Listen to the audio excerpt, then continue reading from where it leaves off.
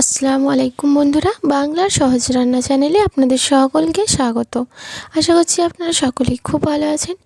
আজকে আমি আপনাদের কাছে দুর্দান্ত স্বাদের একটা রেসিপি নিয়ে চলে এসেছি। আজকে আমি আপনাদেরকে তৈরি করে দেখাবো পায়েস। এই পায়েসটা কিন্তু বিয়ে বাড়ি বা অনুষ্ঠান বাড়ি বা জন্মদিনে কিন্তু খেতে দুর্দান্ত হয়। তাই দেরি না করে আমার রেসিপিটাকে প্রথম থেকে শেষ পর্যন্ত দেখতে থাকুন। সবার প্রথমে আমি এখানে নিয়ে নিয়েছি 500 গ্রাম গোবিন্দভোগ চাল। চালটার মধ্যে আমি জল দিয়ে খুব ভালো করে 4 থেকে 5 বার মতো চালটাকে ধুয়ে নেব। তো অল্প অল্প জল দিয়ে আমি খুব ভালো করে প্রায় 4 থেকে 5 বার মতো ধুয়ে নিলাম, দেখতে পাচ্ছেন। এরপর আমি আবারও জল দিয়ে 20 থেকে 25 মিনিট মতো ভিজিয়ে রেখে দেবো। আর আপনাদের হাতে যদি সময় থাকে আপনারা অবশ্যই কিন্তু আধ ঘন্টা মতো ভিজিয়ে রাখতে পারেন। এরপর অন্যদিকে আমি একটা জায়গার মধ্যে নিয়ে নিচ্ছি লিকুইড দুধ। তো এখানে আমি আমুলের লিকুইড দুধ নিয়ে নিয়েছি 5 লিটার। তো আপনারা আপনাদের পরিমাণ মতো নিয়ে নেবেন। তো এখানে পায়েসে কিন্তু দুধের পরিমাণটা যতটা বেশি দেবে ততটাই কিন্তু খেতে খুব দারুণ টেস্ট হয়। তো এরপর আমি 25 মিনিট মতো চালটাকে ভিজিয়ে রেখেছিলাম। আপনারা দেখতেই পাচ্ছেন খুব ভালোভাবে চালটা ভিজে গিয়েছে। এরপর আমি খুব ভালো করে চালটাকে আবারও একবার ধুয়ে নিলাম।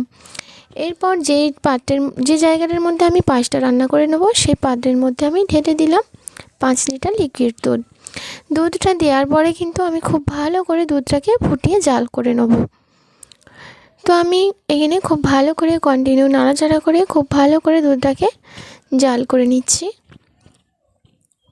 তো দেখতে পাচ্ছেন দুধটা কিন্তু খুব ভালোভাবে ফুটে গিয়েছে আর ফেনা ফেনাও চলে এসেছে। আমি প্রায় 8 থেকে 10 মিনিট মতো দুধটাকে খুব ভালো করে ফুটিয়ে নিয়েছি।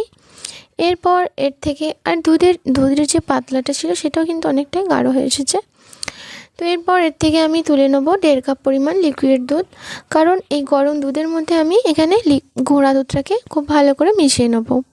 তো তার জন্য আমি এখানে হাফ কাপ মতো দুধ তুলে নিচ্ছি। তো দুধটা দেওয়ার পরে আমি এর মধ্যে দিয়ে দেবো 2টো তেজপাতা আর কয়েকটা গোটা এলাচ ফাটিয়ে দিলাম। এরপর আমি আবারও 2 থেকে 3 মিনিট খুব ভালো করে দুধটাকে ফুটিয়ে নেব, কারণ এখানে আমি যে এলাচটা দিয়েছি সেই এলাচের যে সুন্দর ফ্লেভারটা আছে সেটাও যাতে খুব ভালোভাবে দুধের সাথে মিশে যায়। এরপর এই দুধের মধ্যে দিয়ে দেবো ধুয়ে রাখা গোবিন্দভোগ চাল।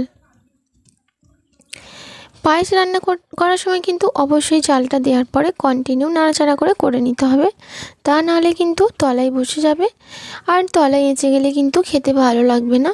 সেই জন্য আমি কন্টিনিউ খুব ভালো করে নাড়াচাড়া করে পায়েসটাকে রান্না করে নিচ্ছি। তো খুব ভালো করে রান্না করে নেওয়ার পর আমি প্রায় 10 থেকে 15 মিনিট মতো ফুটিয়ে নিলাম। এরপর এখানে আমি গরম যে দুধটা তুলে রেখেছিলাম তার মধ্যে গুঁড়ো দুধটাকে খুব ভালো করে মিশিয়ে একটা লিকুইড তৈরি করে রেখে দেবো।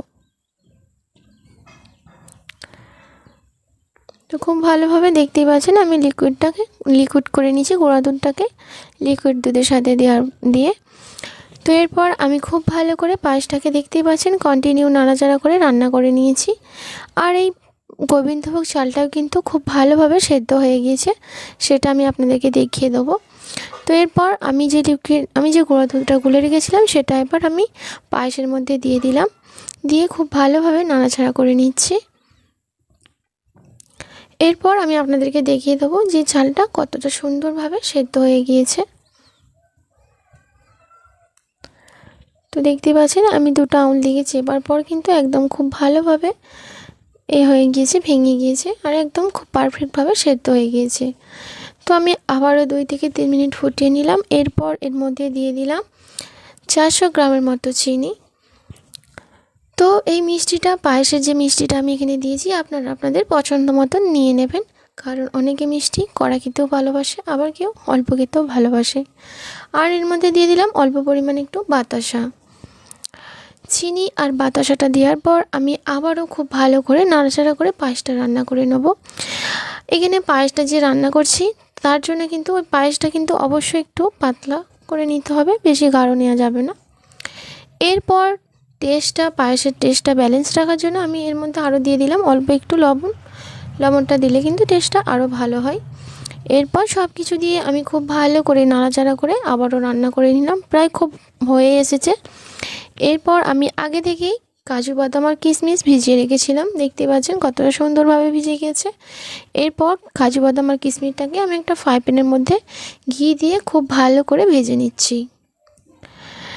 তো আমি কিছুক্ষণ খুব ভালো করে ঘিয়ের মধ্যে কাজু বাদাম আর কিশমিশটাকে ভেজে নিয়েছি। এরপর আমি দিয়ে দেবো পায়েসের মধ্যে ঘি, কাজু বাদাম আর কিশমিশটা দিয়ে দেবো।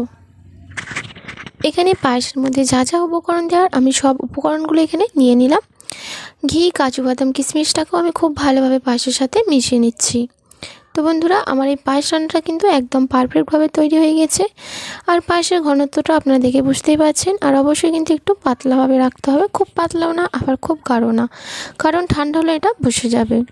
তো কিছুক্ষণ পর রেস্টে রেখে দেওয়ার পর আমি আপনাদেরকে সাপে দেখিয়ে দিচ্ছি। দেখতেই পাচ্ছেন পায়েসের ঘনত্বটা কতটা সুন্দর হয়েছে আর অনেকটাই গাঢ় হয়ে গিয়েছে। তো বন্ধুরা, আমার এই রেসিপিটা আমি খুব কম সময়ে আপনাদেরকে তৈরি করে দেখালাম। আপনাদের কেমন লেগেছে অবশ্যই কমেন্ট করে জানাবেন। লাইক ও শেয়ার করতে ভুলবেন না। আমার চ্যানেলে নতুন বন্ধু হয়ে থাকলে অবশ্যই আমার চ্যানেলটি সাবস্ক্রাইব করে আমার পাশে থাকবেন। আজ এই পর্যন্ত আমার ভিডিও শেষ করলাম। আপনারা সকলেই ভালো থাকবেন, সুস্থ থাকবেন। ধন্যবাদ।